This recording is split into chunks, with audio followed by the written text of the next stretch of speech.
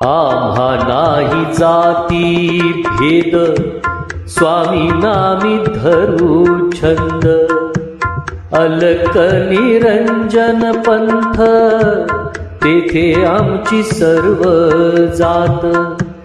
आमचा अवधूत बाणा, त्याचा धनी स्वामी राणा.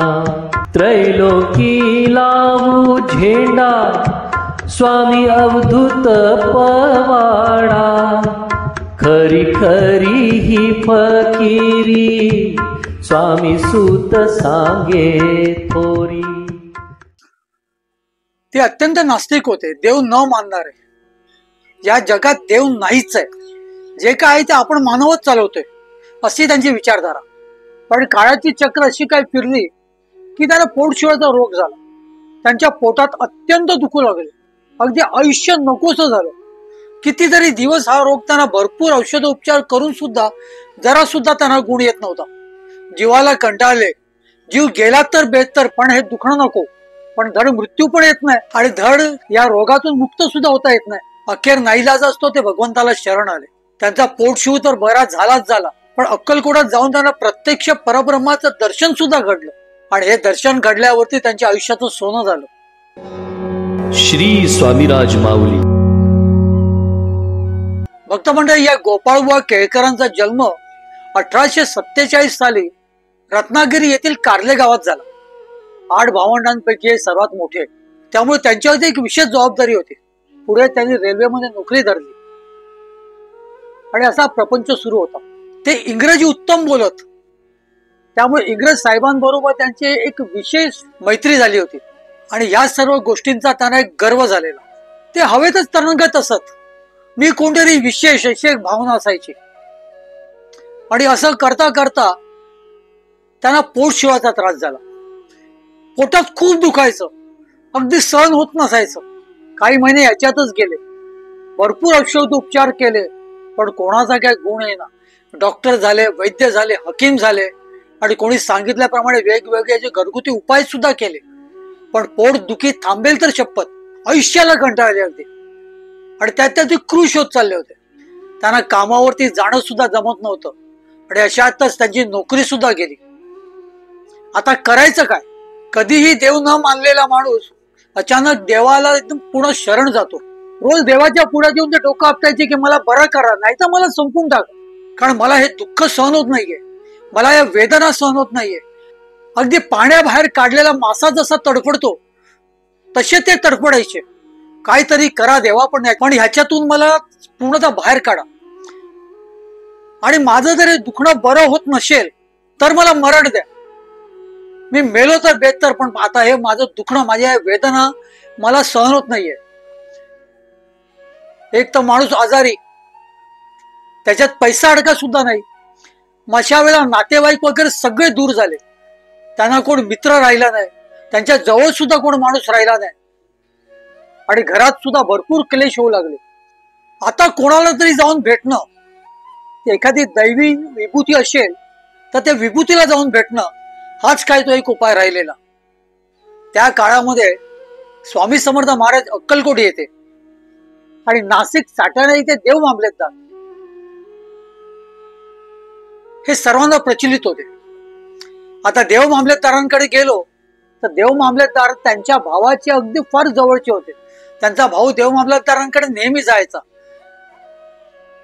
मग त्याला जर समजलं तर पुन्हा तो आपल्याला इथे घेऊन येईल, म्हणून त्याने विचार केला आणि अक्कलकोटला जाण्याचं ठरवलं. अक्कलकोट तसं लांब, पण अक्कलकोटला सरळ जर जायचा जर विचार केला तर घरची माणसं निश्चितच पाठवणार नव्हती, कारण एखाद्या आजारी माणसाला एवढं लांब कसं पाठवायचं? पैसा अडका हातात काहीच नाहीये, हे सारख्या वेदना होत आहेत. या परिस्थितीत अक्कलकोट पर्यंत प्रवास कसा करायचा या विचारात ते होते. पण आयुष्यालाच कंटाळलेले म्हणाले, काही असू दे, मी कसाही करीन, पण प्रवास करून मी अक्कलकोट पर्यंत पोहोचीन. शेवटी त्यांनी एका त्यांचे जे कोण स्नेही होते त्यांना विनंती केली का मला कुठेतरी जायचे आहे, त्यासाठी गाडी भाड्यासाठी किंवा गाडी भाड्यापुरते मला थोडेसे पैसे द्या. त्यांच्याकडून त्यांनी ते पैसे घेतले आणि त्यांचा तो सोलापूर पर्यंतचा प्रवास घडला. सोलापूरला आल्यावरती पुन्हा राहायचं कुठे, खायचं काय, करायचं काय, या विचारात ते असताना त्यांना कोणीतरी सिद्धेश्वर मंदिराच्या धर्मशाळा सुचवली आणि त्या धर्मशाळेमध्ये जाऊन ते राहिले. तिथे त्यांना थोडंफार अन्न सुद्धा मिळालं आणि आराम कसला कपाळाचा, पोटात तर दुखतंय. त्यामुळे आपले दोन्ही ढोपर अशी जवळ कवटाळून ते तिथे बसले होते. सूर्य मावळला होता, रात्र झाली होती, रात्र सुद्धा सरत होती. मध्यरात्रीच्या सुमारास त्यांना काहीतरी बाहेर आवाज आला म्हणून ते बाहेर येऊन पाहतात तो काय, तिथे एक 5-7 बैलगाड्या होत्या आणि त्या बैलगाड्यांमध्ये खचून सगळं सामान होतं, सगळं पूर्णतः गृहोपयोगी सामान, त्याच्यात अन्न सुद्धा होतं, सगळं काय होतं. ते तिथे पाहू लागले, हे कोणाचं आहे, कोण घेऊन चाललेलं आहे. तेवढ्यामध्ये एक नखशिकांत सोन्यामध्ये मडलेली बाई, जणू लक्ष्मी माताच, त्यांच्या पुढ्यात आली. आणि त्यांची चौकशी करू लागली आणि त्यांना सांगितलं, तुम्हाला याच्यामधलं जे पाहिजे ते घ्या, हे सगळ्या वस्तू आम्ही दान करायलाच घेऊन चाललेलो आहोत. आता त्याच्यातलं गोपाळबुवा घेणार काय, आणि गोपाळबुवांना त्याची कसलीच गरज नव्हती. त्यामुळे हात जोडून त्या बाईंना त्यांनी एकच प्रार्थना केली की माते, मला अक्कलकोटला जायचे आणि अक्कलकोटला जाण्यापुरती माझी जर व्यवस्था तुम्ही जर केलीत तर मला खूप आनंद होईल. त्या बाईने मोठ्या आनंदाने अक्कलकोटचा प्रवास खर्च गोपाळबुवांच्या हातावर ठेवला.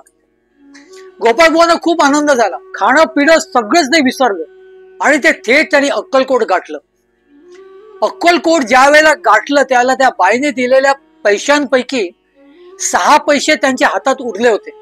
भक्त मंडळी, या 6 पैशांपैकी 2 पैशाची खारीक घेऊन ते अक्कलकोटात स्वामी महाराजांना शोधू लागले. अखेर त्यांना कोणीतरी सांगितलं की महाराज अमुक एक ठिकाणी आहेत. त्या ठिकाणी ते गेले आणि महाराजांचं दर्शन घडताच त्यांची ब्रह्मानंद टाळी लागली. प्रत्यक्ष परब्रह्माचं दर्शन होतं ते. गोपाळबुवा जसे स्वामी महाराजांच्या समोर आले, त्यांची मनाची पूर्णतः खात्री झाली, प्रत्यक्ष परब्रह्माचं दर्शन घडलेलं आहे. आणि ह्याच्यातच ते काही वेळ महाराजांकडे पाहत राहिले आणि त्यात त्यांची ब्रह्मानंद टाळी लागली. आणि त्या क्षणी त्यांनी असं ठरवलं की आता कुठे जायचं नाही, अजिबात कुठे जायचं नाही, महाराजांच्या सेवेत कायम राहायचं. त्याच्या सानिध्यामध्ये आपल्याला गुण येणार आहे ही त्यांना खात्री झाली. आणि भक्त मंडळी, तसंच घडलं. महाराजांचं दर्शन घेतल्या क्षणापासून त्यांना हळूहळू गुण येऊ लागला. त्यांचा जो पोटशिवाचा जो रोग होता तो कमी होऊ लागला. ते श्रींच्या सानिध्यातच अक्कलकोटात फिरू लागले. महाराज जिथे जिथे जात असत तिथे तिथे स्वामी महाराजांच्या बरोबर ते जात असत. सरदेशमुखांच्या वाड्यामध्ये ते राहत असत. सरदेशमुखांच्या वाड्याबद्दल आपण एक एपिसोड केलेला आहे. तर या सरदेशमुखांच्या वाड्यामध्ये ते राहत असत. सबंध दिवस महाराजांबरोबर भ्रमंती करून महाराजांच्या ज्या ज्या लीला घडत असत त्याची ते नोंद करून सरदेशमुखांच्या वाड्यामध्ये सबंध कागदाचा तो ढीक त्यांनी ठेवला होता. जिथे जिथे महाराजांबरोबर जात तिथे तिथे काही ना काही घडत आणि या सगळ्या घडलेल्या घटना त्याची ते नोंद करत असत. त्यांना एक ती आवड होती त्याची. पोटदुखीपासून तसा आराम मिळालेला, पण पोटशूळ कायमचा गेलेला नव्हता. अगदी नेहमी रोजच्या रोज जे पोट दुखत होतं ते कुठेतरी आठवड्यातून एकदा दुखत असायचं, पण वेदना मात्र तेवढ्याच होत होत्या. कुठेतरी आता गुण येणार या आशे आणि अपेक्षेमध्ये ते होते, कारण महाराजांच्या सानिध्यामध्ये आपण आहोत. अगदी आल्या क्षणापासून आपल्याला गुण यायला सुरुवात झालेली आहे. आज ना उद्या आपण बरे होणार.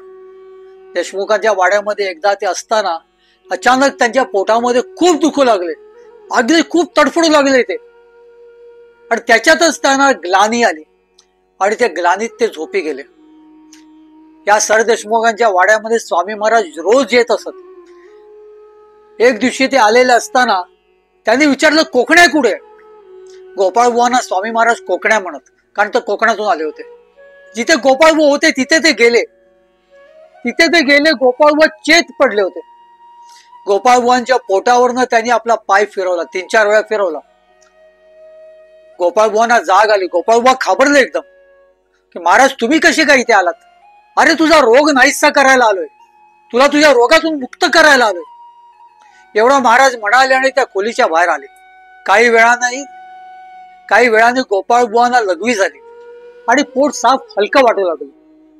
भक्त म्हणे त्या दिवसापासून जो काय राहिलेला जो रोग होता तो सुद्धा गेला आणि कधी काळी जे गोपाळबुवांच्या पोटात दुखत होतं ते दुखणं सुद्धा नाहीसं झालं. आता ते स्वामी महाराजांच्या स्वरूपामध्ये इतके लीन झाले, इतके एकरूप झाले, इतके ते स्वामी महाराजांच्या सेवेमध्ये रमले का ते आपलं घरदार सुद्धा विसरून गेले. आपल्याला कोण आहे हे सुद्धा ते विसरलेले. वास्तविक पाहता त्यांना आई वडील, पाठची 7 भावंड, त्यांचं स्वतःचं लग्न सुद्धा झालेलं. पण हे सर्व एवढं असून सुद्धा गोपाळबुवा पूर्णतः सगळं विसरले. त्यांचा प्रपंच आणि त्यांचं जीवन आणि त्यांचं आयुष्य हे फक्त आणि फक्त स्वामी महाराज होते.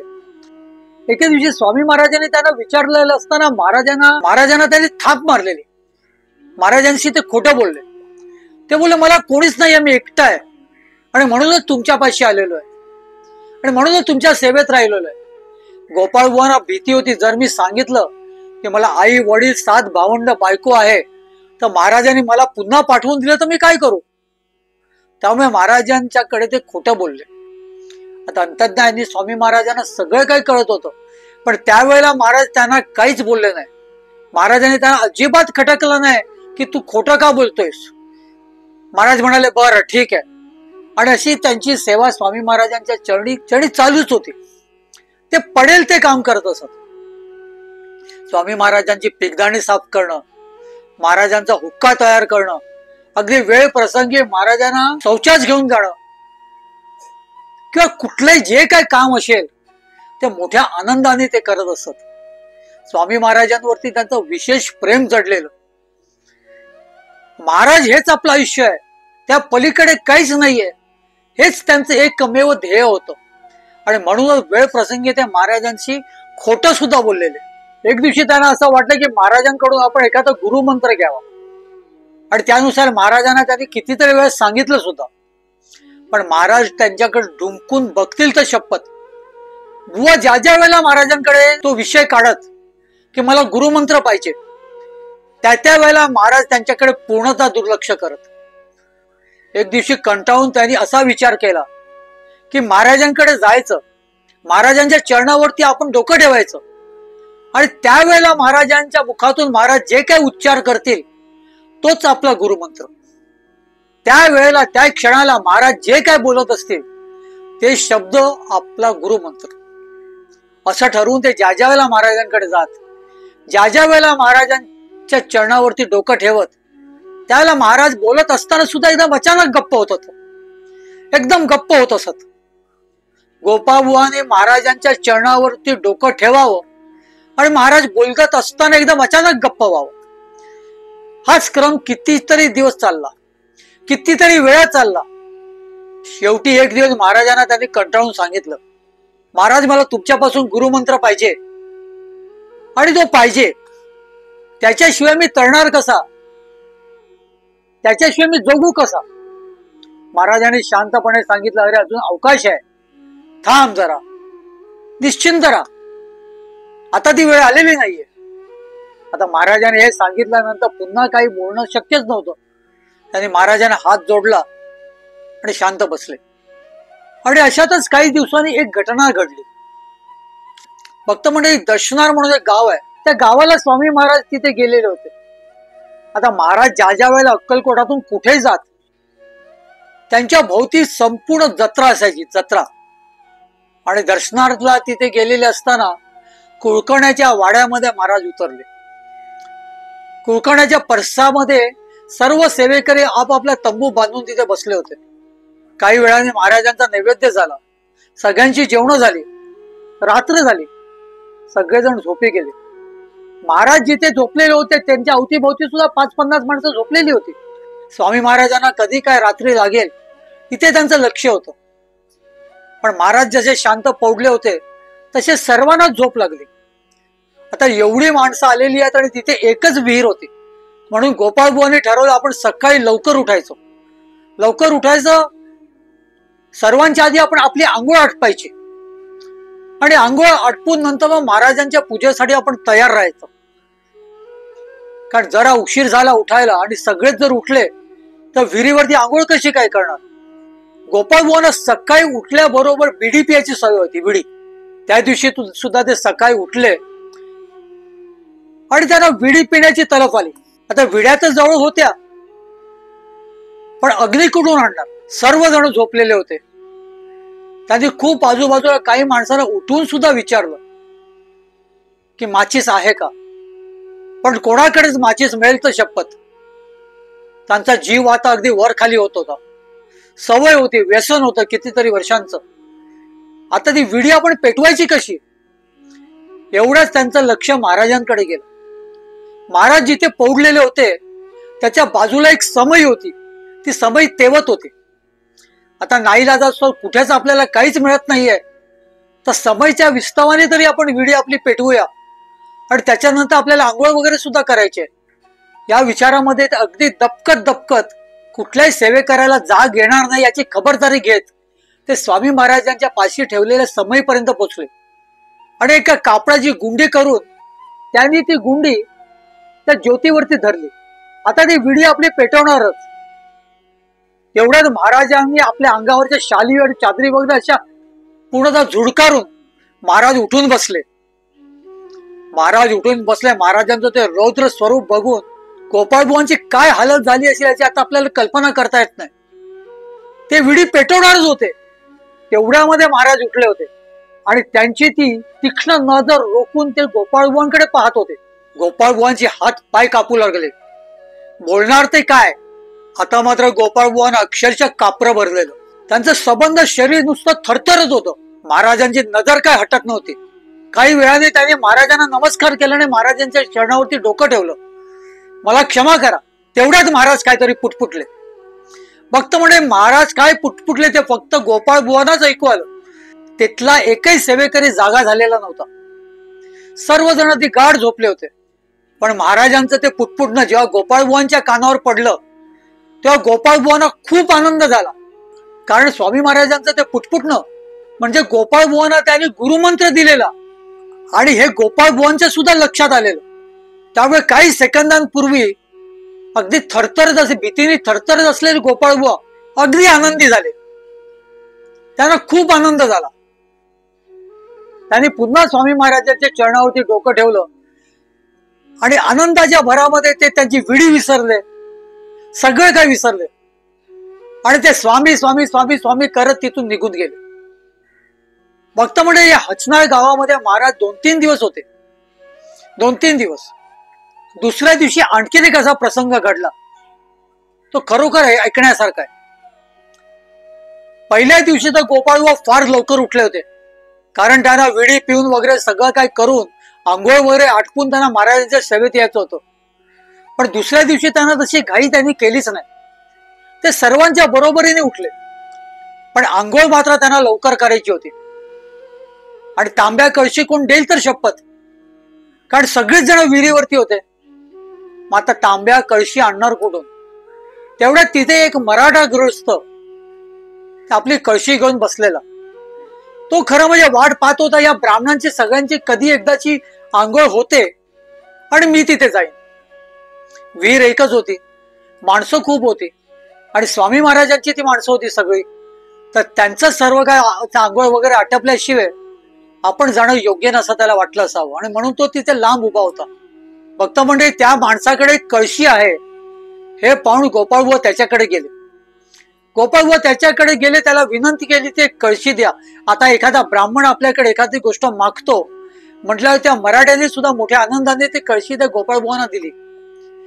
गोपाळबुवाने ती कळशी घेऊन ते जसे विहिरीकडे येत होते तसंच तिथे बोंबाबोंब सुरू झाले. अरे हा भड बाटला बरं का, बाटला बाटला, त्याला लांब ठेवा, त्याला कोणी स्पर्श करू नका, त्याला आंघोळीला येऊन देऊ नका. गोपाळबुवांना सुरुवातीला काहीच कळलं नाही, नेमकं घडलंय काय, मी कसं काय बाटलो, मी काय केलं.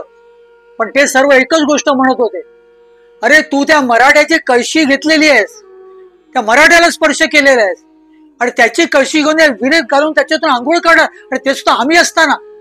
तू बाटलेला आहेस, तू आमच्यापासून लांब राहा.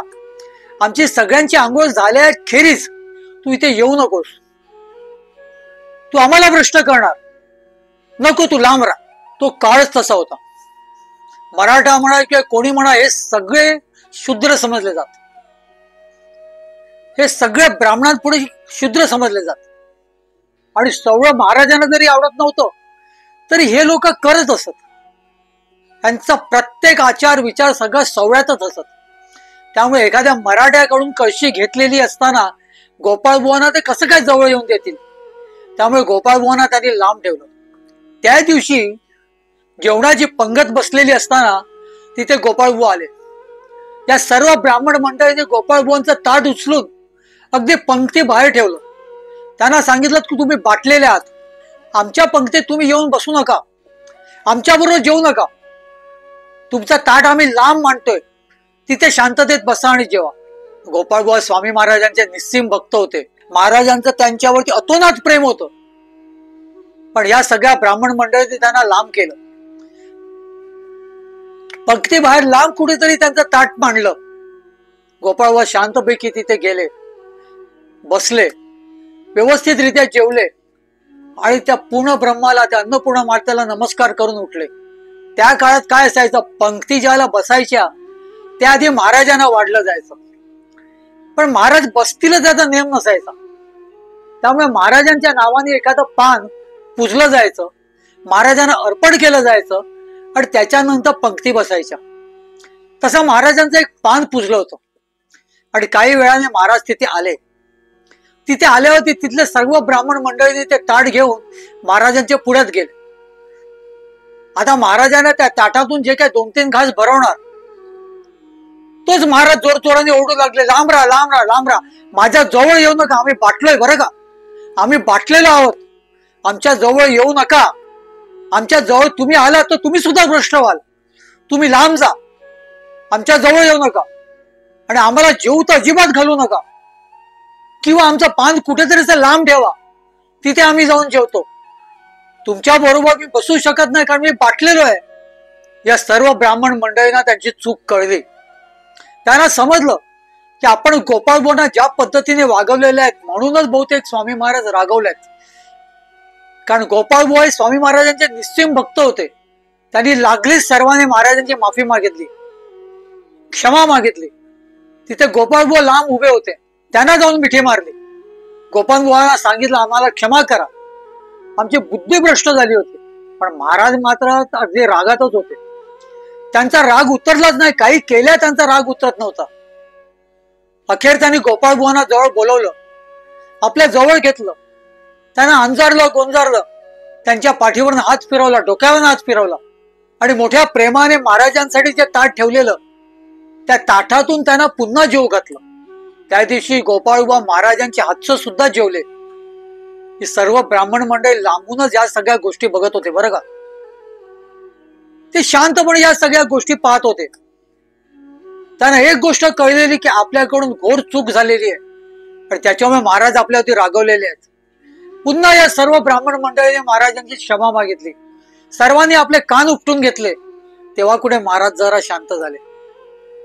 फक्त म्हणजे महाराजांना सवळं नव्हतं आणि सवळं नव्हतं आणि त्याही पलीकडे महाराजांना आपल्या भक्ताला कोणी दुखवलेलं आजही चालत नाहीये. आजही अशी कितीतरी उदाहरणं आहेत आणि त्याचं त्याला ताबडतोब शासन मिळतं. या प्रसंगात सुद्धा असंच घडलेलं आहे. गोपाळबुवांचं ताट लांब नेऊन ठेवणाऱ्या ग्रहस्थाचं नाव होतं बळवंतराव.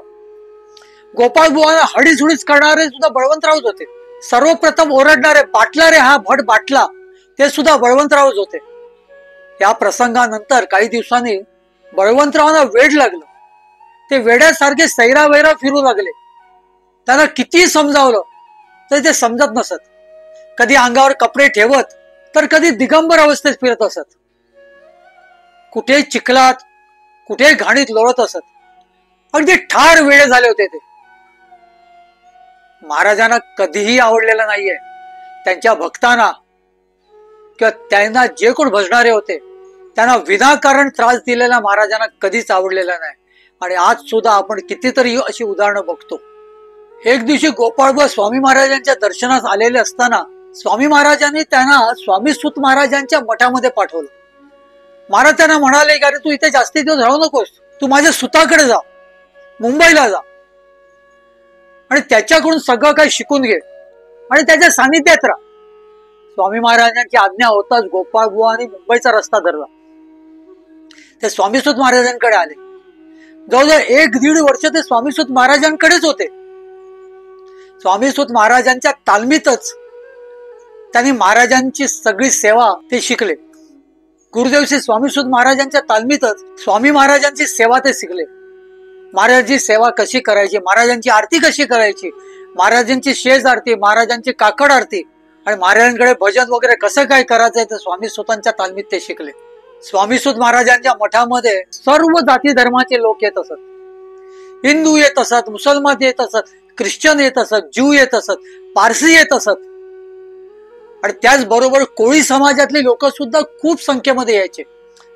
अगदी मासेमारी करून आपल्या बायकांच्या हातात सगळा पकडलेला मासा दिला की त्याच अवस्थेमध्ये ते स्वामी सुतांना भेटायला कांदिवळी मठामध्ये येत असत. येता क्षणी दारात उभे राहता क्षणी अगदी माशाचा घाण वास सुटलेला असत. पण जसे ते मठामध्ये पाऊल टाकत तसा त्यांचा अंगाचा वास सगळा जाऊन गुलाबाचा वास सुटायचा. स्वामीसुत महाराजांना कितीतरी वेळा तिथल्या लोकांनी सांगितलं, यांना सांगा आंघोळ तरी करून या. पण महाराज म्हणायचे एकावर, अरे ते येत आहेत ते बघ, आणि त्यांच्या बरोबर त्यांच्या अंगाचा वास नाही येणार तुला. बाहेर येत असेल पण एकदा ते महाराजांच्या मठामध्ये आले का ते महाराजांचे झाले, ते सुचिरभूत झाले. त्याच्यामुळे त्यांना नावं ठेवू नका. भक्त मंडळी सांगायचं काय तर सर्व जाती धर्माचे सर्व कुळातले लोक स्वामी सुतांच्या मठामध्ये येत असत. स्वामी सुतांच्या बरोबर भजन गात, स्वामी सुतांच्या बरोबरीने नाचत. पण हे सगळं पाहून गोपाळ बुवांना ते हचनाळ मधला प्रसंग आठवला. अरे आपण एका मराठ्याची कळशी घेतलेली असताना आपण बाटलो म्हणून आरडाओरड झाली. इथे तर सर्व जाती धर्माचे लोक येत आहेत आणि हे सर्व स्वामी भक्तीमध्ये स्वामी सुतांबरोबर लीन होत आहेत. अगदी मनसोक्तपणे महाराजांची सेवा करतायत. इथे कुठलीच कसलीच बाधा होत नाहीये. आणि अशा अनेक गोष्टी शिकण्याकरिता मुद्दाम स्वामी महाराजांनी त्यांना स्वामी सुतांकडे पाठवलेलं. स्वामी सुतांकडे स्वामींचे उत्सव साजरे होत असत. स्वामी महाराजांचे महापर्वणी समुद्र स्नान सोहळा साजरा होत असत. स्वामी महाराजांची जयंती साजरी होत असत. या सगळ्या सोहळ्याला मध्ये गोपाळबुवा अगदी मोठ्या प्रेमाने सहभाग घेत, मोठ्या प्रेमाने सेवा करत. आणि खरोखर स्वामी सुतांच्या तालमीमध्ये ते स्वामी उपासना पूर्णतः शिकले होते. महाराजांची उपासना म्हणजे काय हे त्यांना पूर्णतः खऱ्या अर्थाने अवगत झालेलं. नंतर एके दिवशी पुन्हा स्वामी महाराजांच्या दर्शनात अक्कलकोटात गेले. त्यावेळेला स्वामीसुत महाराज सुद्धा त्यांच्या बरोबर होते. आपल्या मठामध्ये आपण पूजा करतो महाराजांची, महाराजांनी दिलेल्या आत्मलिंगाची पूजा करतो. पण आपल्या सोबतीला 2 ब्राह्मण असतील ज्यांना मंत्रोच्चार येतोय, ज्यांना सुक्त येत आहेत, असे ब्राह्मण असतील तर आपल्याकडे व्यवस्थितरित्या शास्त्रोक्त पूजा होईल या उद्देशाने ते स्वामी महाराजांना सांगतात. स्वामीसुत महाराज स्वामी महाराजांना सांगतात की मला तुमच्या सानिध्यातले जर 2 ब्राह्मण दिलेत तर खूप बरं होईल. तुमची पूजा अर्चा आधी व्यवस्थितरित्या होईल. स्वामी महाराज हसले आणि त्यांना म्हणाले, अरे तू सांगतोयस तर घेऊन जा बरं, पण हे दोन्ही टिकणार नाहीत, अजिबात टिकणार नाहीत. कारण मला तुझी सेवा पाहिजे तिथे, पण तुझ्या मनात आले तर घेऊन जा. महाराज घेऊन जा म्हणायलावरती स्वामी सुतांनी तिथल्या 2 ब्राह्मणांना सांगितलं, तुम्ही माझ्या बरोबर या. म्हणलं होती ते ब्राह्मण सुद्धा मोठ्या आनंदाने ते कबूल झाले. ते स्वामी सुतांबरोबर आले.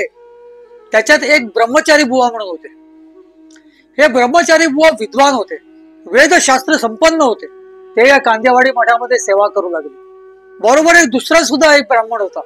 ते ब्राह्मण मात्र एका क्षुल्लक आजाराने काही दिवसातच ते क्रूज झाले आणि त्यातच ते मरण पावले. ब्रह्मचारी बुवा मात्र स्वामी महाराजांच्या सेवेत होते. पण तिथल्या सेवेकरांचं आणि त्यांचं एके दिवशी खटकलं आणि त्यांनी सुद्धा स्वामी सुतांचा मठ सोडला. त्यांनी स्वामी सुतांचा मठ सोडला आणि त्यांनी नंतर मग महाराजांच्या आज्ञेने चिपळूण मार्कंडीला जाऊन तिथे मठ स्थापन केला. भक्त म्हणजे एके दिवशी गोपाळ बुवा जेव्हा स्वामी महाराजांकडे गेले होते त्या गोपाळ बुवांना स्वामी महाराजांनी सांगितलं, तू मार्कंडीला जा, तिथे ब्रह्मचारी बुवाने माझ्या पादुका स्थापन केलेल्या आहेत, त्या पादुकांची पूजा कर, त्या पादुकांची सेवा कर. स्वामी महाराजांच्या आज्ञेनुसार आता ते मार्कंडीला जाणार, चिपळूणला जाणार. पण तत्पूर्वी त्यांनी असा विचार केला की मुंबईला कांदेवाडीत येऊन स्वामी सुतांचा निरोप घेऊया. कारण कारण स्वामीसुत त्यांना सद्गुरू प्रमाण होते. स्वामीसुतांना सांगूया की महाराजांची आपल्याला अशी आज्ञा झालेली आहे. हा विचार करून ते मुंबईला स्वामीसुतांकडे येतात. स्वामीसुत महाराजांना सर्व काही सांगतात. स्वामीसुत महाराजांना सुद्धा खूप आनंद होतो. त्यांना सांगतात महाराजांना कुठेतरी तुमच्याकडून काहीतरी कार्य करून घ्यायचं असेल म्हणून ते तुम्हाला चिपळूणला मार्कंडीला पाठवतायत. तुम्ही नक्की जा. अगदी दुसऱ्या दिवशी ते चिपळूणला मार्कंडीला निघणार असतात. एका दिवसाचा मुक्काम करून ते दुसऱ्या दिवशी निघणार असतात. त्या दिवशीच्या मुक्कामामध्ये रात्री त्यांना स्वामी महाराजांचा दृष्टांत होतो. महाराज त्यांना सांगतात लागलीच इथे अक्कलकोटात येऊन मला भेट, नंतर चिपळूणला जा. सकाळी जेव्हा ते खडबडून उठतात त्यांना कळत नाही आत्ताच त्या महाराजांचं मी दर्शन घेऊन आलेलं असताना महाराज मला पुन्हा कसं काय बोलवतायत. पण ते कसलाही विचार न करता ते पुन्हा अक्कलकोटला जातात. अक्कलकोटला जातात. अक्कलकोटात महाराजांचं दर्शन घेता क्षणी त्यांना त्यांची सासू तिथे दिसते. आता स्पष्ट होतं की महाराजांकडे आपण खोटं बोललेलो होतो, आपल्याला कोणी नाहीये. आणि अशा वेळेला आपल्या बायकोला घेऊन आपली सासू तिथे आलेली आहे. भक्त मंडळी, ज्या वेळेला गोपाळ बुवा तिथे घर सोडून सोलापूरला येतात आणि सोलापूरवरून अक्कलकोटला येतात आणि महाराजांकडे पूर्णतः कायम राहण्याचा त्यांच्या मनामध्ये विचार येतो. महाराजांच्या सेवेत ते एवढे रमतात की ते सर्व आपलं घर धाम सगळं विसरतात. आपल्याला एक बायको आहे ते विसरतात, 7 भावंड आहे ते विसरतात, आई वडील आहे हे सुद्धा विसरतात. आणि तुम्हाला सांगितल्याप्रमाणे महाराज हेच आपलं संबंध जीवन आहे असं समजून त्या महाराजांकडे राहतात. आणि त्यातच ते महाराज आपल्याला पुन्हा पाठवू नयेत म्हणून महाराजांची त्यांनी खोटं बोललेलं असतं. आणि ह्यातच कुठेतरी कोणाकडून तरी त्यांच्या सासूच्या कानावर येतं सोलापूर जवळ अक्कलकोट म्हणून खेळ आहे, तिथे स्वामी महाराज आहेत.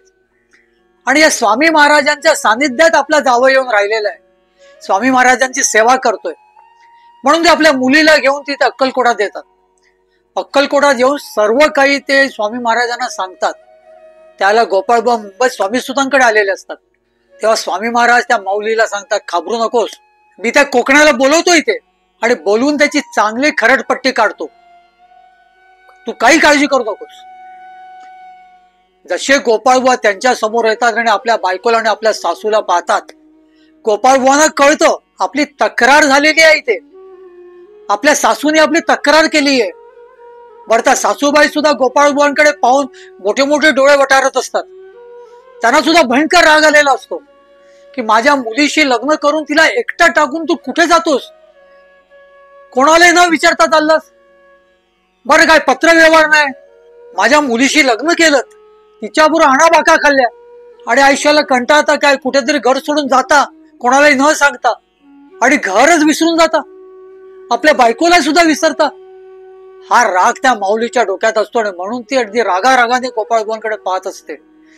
गोपाळबुवा जसे महाराजांच्या समोर येतात तसे महाराज त्यांना बोलवतात, आपल्या चरणापाशी बसवतात आणि विचारतात तू यांना ओळखतोस का, ही तुझी बायको आहे, या तुझ्या सासूबाई आहेत. गोपाळबुवा पार ओशाळून जातात. त्यांच्याकडे बोलण्याकरिता काही शब्दच नसतात. हो, काय बोलणार ते, अगदी धडधडीत खोटं बोललेलं असतं महाराजांकडे. त्यांनी महाराजांना ते माहिती असतं पण महाराज विचारत नाहीत. आणि आजच्या या दिवसामध्ये त्यांची सासू आणि त्यांची बायको आलेली असते. महाराज त्यांना समजवतात, हे बघ कोकण्या, हे परमार्थ करण्यास जरी माझी तुला आज्ञा असली तरी त्याच बरोबर तू तुझा संसार सुद्धा कर. तुझ्या बायकोला घेऊन तू मार्कंडीला जा, तिच्याबरोबर संसार कर आणि त्याचबरोबर माझा मठ सुद्धा सांभाळ. गोपाळबुवा हात जोडतात, स्वामी महाराजांची क्षमा मागतात. महाराज, मी तुमच्याकडे खोटं बोललो कारण तुमच्या सेवेत मला कायम राहायचं होतं, बाकी माझा काहीच उद्देश नव्हता. महाराजांना ते कळलेलं असतं. महाराज त्यांच्या डोक्यावरून हात फिरवतात. जवळचे 2 नारळ आणि 1 खारीक ते गोपाळबुवांना देतात. एरवी महाराज एकच नारळ कोणाला देत असत. आज गोपाळबुवांना 2 नारळ आणि बरोबर ते खारीक कसं काय, हा प्रश्न आजूबाजूच्या सेवेकऱ्याला पडलेला असतो. सर्व सेवेकरी आवाकून महाराजांकडे पाहत असतात. महाराजांना ते कळतं. महाराज म्हणतात, ह्या बटाला 2 मुलगे आणि 1 मुलगी बस. एवढं बोलून महाराज हसतात, हसू लागतात. गोपाळबुवांच्या पत्नीचीला सुद्धा अगदी खणानाळाने स्वामी महाराज तिची ओटी भरतात आणि या दोघांना निरोप देतात, सांगतात की जाऊन तिथे चिपळूणला जाऊन दोघंही राहा. पुढे गोपाळबुवांना 2 मुलगे होतात आणि 1 मुलगी होते. चिपळूणला मार्कंडीच्या मठामध्ये त्यांनी सेवा रुजू केलेली असते. ते खूप आनंदात तिथे राहत असतात. त्यांची ती स्वामी सेवा, स्वामींची एकनिष्ठ सेवा, महाराजांच्या रोजची ती पाठपूजा हे पाहून चिपळूण गावचे सगळे मंडळी गोपाळबुवांचे सुद्धा निस्सीम भक्त होतात. एके दिवशी चिपळूणच्या मठामध्ये कोणतरी साधू संन्यासी आलेला असतो. त्या साधू संन्यासाचं गोपाळबुवांनी मोठ्या अगत्याने स्वागत करतात. पण ते साधू विधेयी अवस्थेमध्ये असतात. त्यांना कोणीही काय विचारावं त्यांचं एकच उत्तर असतं, मला काय माहित, मला काय माहित. गोपाळबुवा त्यांच्याकडे पाहून प्रभावित होतात. गोपाळबुवांना वाटतं आपण पण असंच काहीतरी करावं. एवढा भक्त समुदाय आपल्या अवतीभोवती सगळं आहेच, मग आपण असं का करू नये, आपण पण करूया. त्या विधेयी अवस्थेतल्या त्या साधूला त्यांनी निरोप दिल्यानंतर काही दिवसांनी स्वतः तसंच ते करू लागतात. त्यांच्याकडे कोण आलं आणि त्यांना कुठलाही प्रश्न विचारला तरी सुद्धा मला काय माहित. कोणी विचारावं आपलं नाव काय, मला काय माहित. कोणी विचारावं आपण कुठून आलात, मला काय माहित. कुठल्याच प्रश्नाला ते असं साधं उत्तर देत नसत. प्रत्येक प्रश्नाला मला काय माहित, मला काय माहित. आणि अशातच एक दिवशी त्यांचं स्वामी महाराजांकडे अक्कलकोटला येणं होतं. त्या दिवशी अक्कलकोटात स्वामी महाराज ओंकारांच्या वाड्यामध्ये बसलेले असतात बरं का. या ओंकार वाड्यावरती सुद्धा आपण एक एपिसोड केलेला आहे. या ओंकार वाड्यामध्ये स्वामी महाराज बसलेले असताना तिथे गोपाळबुवा येतात. गोपाळबुवा स्वामी महाराजांना नमस्कार करतात. तो स्वामी महाराज त्यांना जवळ बोलवतात, कोकण्या ये रे इथे ये. स्वामी महाराज बोलवतात, त्यांना आनंद होतो, खूप आनंद होतो. तर लगबगीने महाराजांकडे जातात आणि महाराजांच्या चरणापाशी बसतात. तोच महाराज त्यांना विचारतात, आपण कुठले हो. साहजिकच गोपाळबुवा बोलतात, आम्ही चिपळूणचे. चिपळूण कुठे आहे. गोपाळबुवा बोलतात कोकणात आहे. कोकण कुठे आहे. गोपाळबुवा बोलतात घाटाखाली आहे. मग घाट कुठे आहे. अशा पद्धतीने प्रश्नांची सरबती ऐकून गोपाळबुवांना समजतं की आपली वागणूक महाराजांना कळलेली आहे. आपण ज्या पद्धतीने त्या विधेयी अवस्थेतील संन्यासाचं अनुकरण करत होतो ते महाराजांना कळलेलं आणि महाराजांना ते आवडत नाहीये. आणि हे कळताच गोपाळबुवा महाराजांचे चरण घट्ट उराशी पकडतात आणि महाराजांना सांगतात, मला क्षमा करा, मला क्षमा करा, माझ्याकडून चूक झाली. महाराज मात्र खदखदून हसत असतात. आजूबाजूला बसलेल्या सेवेकरांना मात्र काहीच कळत नाही. ते अवाकून पाहत असतात, असं काय चाललंय. महाराज त्यांना एवढे प्रश्न विचारतायत आणि ते महाराजांची क्षमा मागतात. ते महाराजांचे पाय अगदी घट्ट उराशी कवटावून ते सांगतात की मला क्षमा करा महाराज, माझ्याकडून चूक झाली. महाराज हसत हसतच त्यांना सांगतात, अरे कोकण्या, भानावर राहा, भानावर राहा, आहे तसाच राहा, खोटे आव आणू नको, खोटे मुखवटे घालू नको, तुला जसा मी ठेवलाय तसाच राहा, त्यातच तुझं भलं आहे. पुन्हा महाराजांच्या चरणावरती डोकं ठेवतात, कान उपटतात. महाराजांना सांगतात याच्या पुढे असं कधीच मी करणार नाही आणि महाराजांचा ते निरोप घेतात. महाराजांचं हसणं मात्र थांबलेलंच नव्हतं. कितीतरी वेळ गोपाळबुवा गेल्यानंतर सुद्धा महाराज खदखदून हसत होते. बालउद्मनी अवस्था आहे का, तर लहान मुलाला हसायला आलं का ते हसतच राहतं, तसंच काहीच असायचं.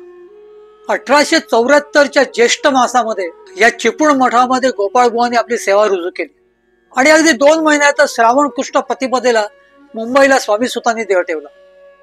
ही वार्ता जेव्हा त्यांच्या कानावरती आली तेव्हा तर ते लहान मुलासारखे रडले हो, लहान मुलासारखे कुणके देत देत रडले. कारण या 1.5-2 वर्षामध्ये स्वामी सुतांकडून त्यांना मिळालेलं प्रेम, स्वामी सुतांकडून त्यांना मिळालेलं मार्गदर्शन, स्वामी सुतांच्या तालमीत झालेली त्यांची तयारी, स्वामी सुतांनी अगदी आईसारखं त्यांच्यावरती प्रेम केलेलं. त्यामुळे स्वामी सुत महाराजांनी देह ठेवला ही वार्ता त्यांना कळताच ते फार रडतात, फार दुःखी झाले. त्यांना काय करावं हेच कळण्याचं जवळ आलं. मग काही दिवसांनी ते स्वामी सुत महाराजांच्या मठामध्ये कांद्यावड्यात आले सुद्धा. त्यावेळेस सच्चिदानंद स्वामी कुमारांना म्हणजे स्वामी सुतांच्या धाकट्या बंधूंना स्वामी महाराजांनी स्वामी सुतांच्या जागी नेमलं होतं. ते कोणाला जवळ येऊन देत नसत. पण ज्याला गोपाळबुवा आले त्याला गोपाळ बुवांना त्याने जवळ बसवलं. गोपाळ बुवांची चौकशी केली आणि मोठ्या प्रेमाने गोपाळ बुवांना निरोप दिला. गोपाळ बुवांनी या कांदेवाडी मठामध्ये अगदी कायम संबंध ठेवलेला, कायम. मध्ये मध्ये येत सुद्धा असत. अगदी 4 वर्षातच 1878 साली श्री स्वामी समर्थ महाराजांनी अक्कलकोटी देह ठेवला. त्यावेळेला मुंबई मठातूनच त्यांना चिपळूणला तार गेली का स्वामी महाराजांनी देह ठेवलेला आहे. त्यावेळेला सुद्धा त्यांना असंच दुःख झालं. तेव्हा पण ते रडू लागले. त्यांना कळेना असं झालं. महाराजांनी त्यांना रोगमुक्त केलं, कसं जगायचं ते शिकवलं, अमाप प्रेम केलं आणि आज महाराजांनी सुद्धा देह ठेवलेला आहे. म्हणजे एका बाजूला स्वामी सुद्धांनी देह ठेवलेला आहे आणि जेमतेम 4 वर्ष लोटतात तिथे स्वामी महाराजांनी सुद्धा देह ठेवलेला आहे. त्यांचा जीव अगदी खासावीस झाला. हो, काय करावं तेच कळेना. तोच महाराज त्यांच्या समोर प्रगट झाले. महाराज त्यांच्या समोर प्रगट झाले आणि त्यांनी महाराजांना विचारलं, कसं काय केलं तुम्ही? तुम्ही अचानक कसे काय निघून जाता? आम्ही कोणाकडे बघावं? त्याला महाराजांनी त्यांना सांगितलं, अरे कोकण्या, एखाद्या योग्याला असं रडणं शोभतं काय रे? तुला एका उच्च कोटीच्या साधकाच्या स्वरूपामध्ये मला बघायचे आणि असं असताना तू लहान मुलासारखा रडतोस. तुला एवढं देखील कळत नाही मी नुसता देह ठेवलेला आहे. मी कुठे जाणार? मी इथेच आहे, तुझ्याच बरोबर आहे, तरी तू रडतोयस. तुला हे कळू नये. फक्त कोण ह्या दरम्यानच्या काळामध्ये गोपाळ बुवांनी भरपूर लिखाण केलेलं, भरपूर स्तोत्र लिहिलेली, स्वामी महाराजांची खूप स्तुती लिहिली होती. आणि त्या संदर्भात महाराजांनी त्यांना विचारलेलं आहे, तू एवढा विद्वान, तू सगळं काय एवढं आतापर्यंत लिखाण केलेलं आहेस आणि तरी सुद्धा तू एखाद्या लहान मुलासारखा वागतोयस. मी कुठेही गेलेलो नाहीये, मी इथेच आहे, तुम्हा सर्वांच्या बरोबर आहे. मी फक्त माझा देह ठेवलेला आहे, तरी मी तुमच्या बरोबर कायम आहे. नंतर गोपाळ बुवांना स्वामी महाराजांनी पुन्हा जवळ घेतलं आणि जसा पुटपुरतून त्यांनी गुरुमंत्र दिला होता तसाच त्यांना संन्यास आश्रम सुद्धा दिला आणि त्या संन्यास आश्रमामधली त्यांना उपाधी सुद्धा दिली.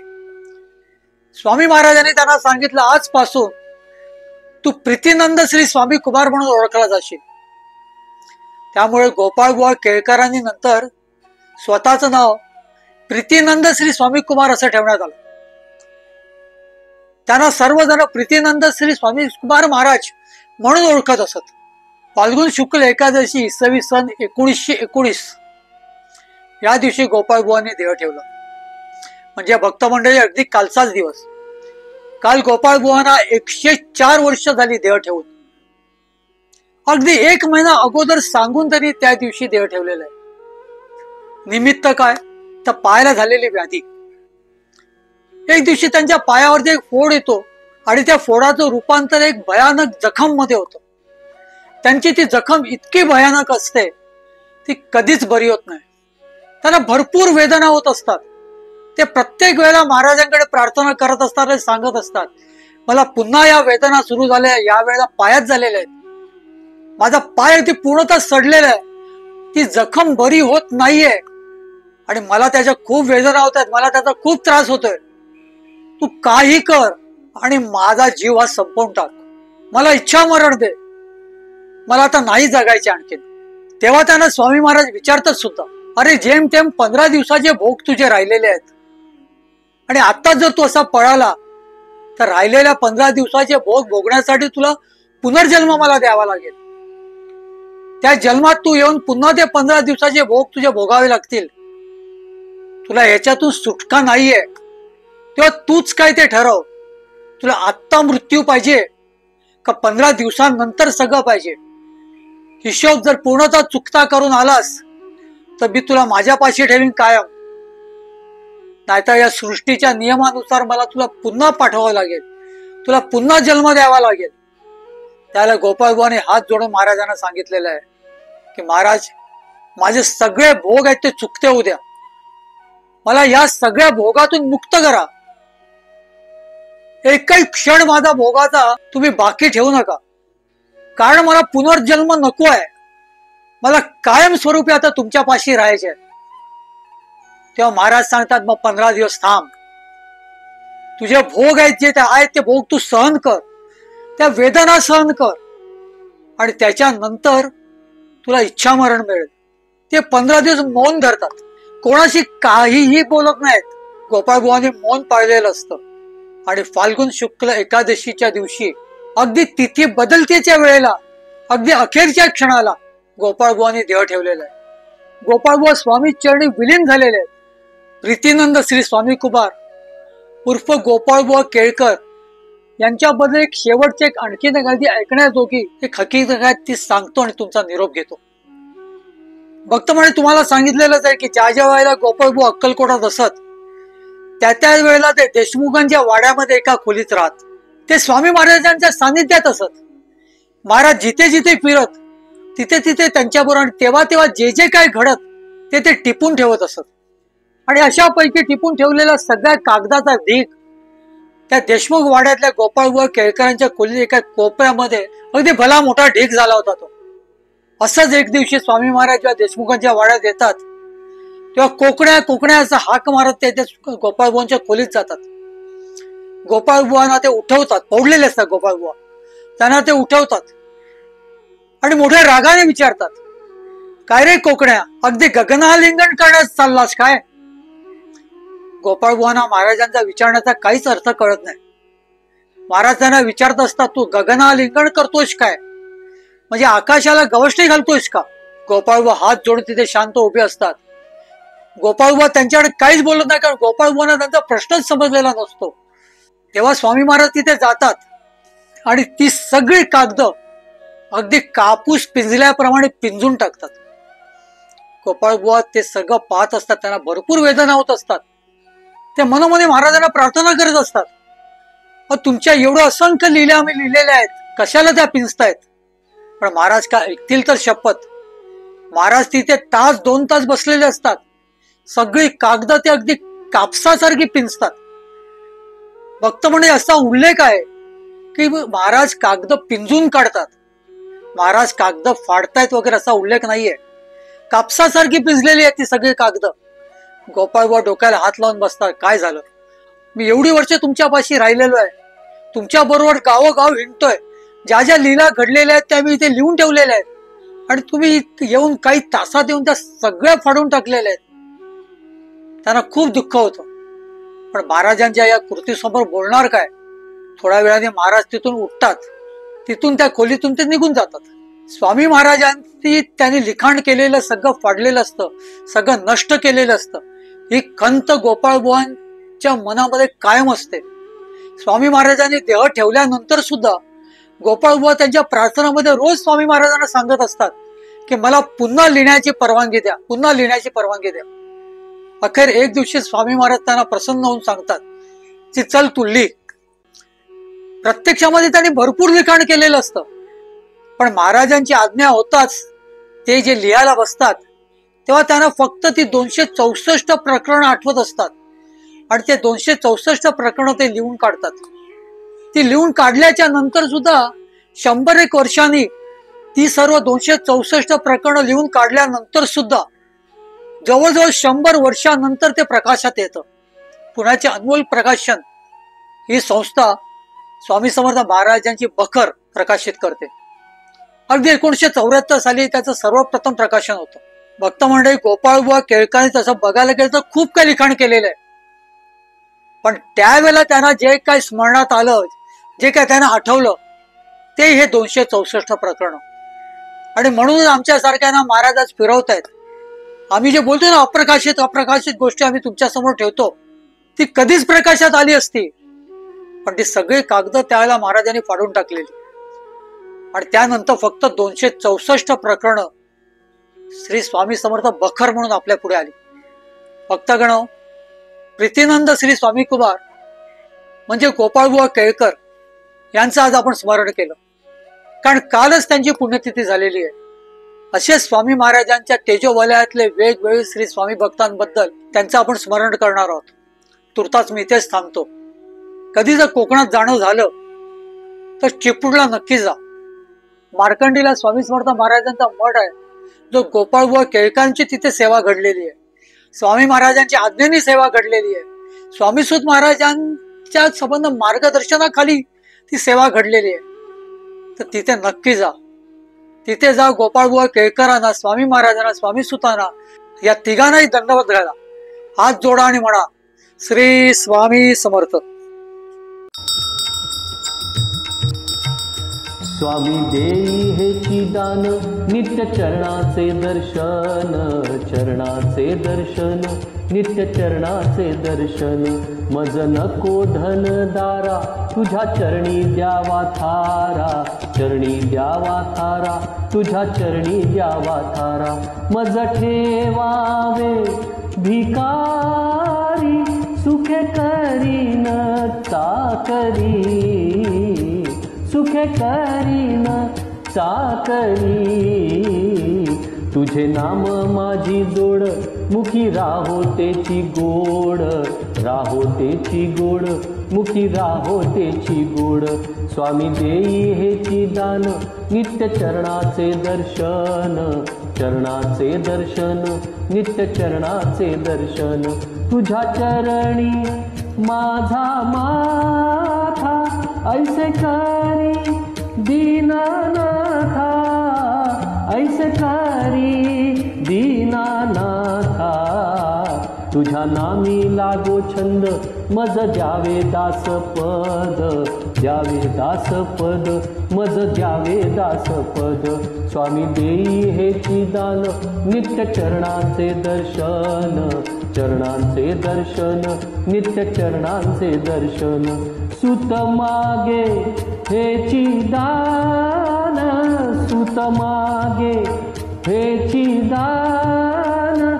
तुझ्या चरणी होऊलीन, तुझ्या चरणी होऊलीन. स्वामी देई हेची दान, नित्य चरणांचे दर्शन, चरणांचे दर्शन, नित्य चरणांचे दर्शन. मज नको धन दारा, तुझ्या चरणी द्यावा थारा, चरणी द्यावा थारा, तुझ्या चरणी द्यावा थारा. स्वामी देई हेची दान, नित्य चरणांचे दर्शन, चरणांचे दर्शन, नित्य चरणांचे दर्शन. स्वामी देई हेची दान, स्वामी देई हेची दान, स्वामी देई हेची दान.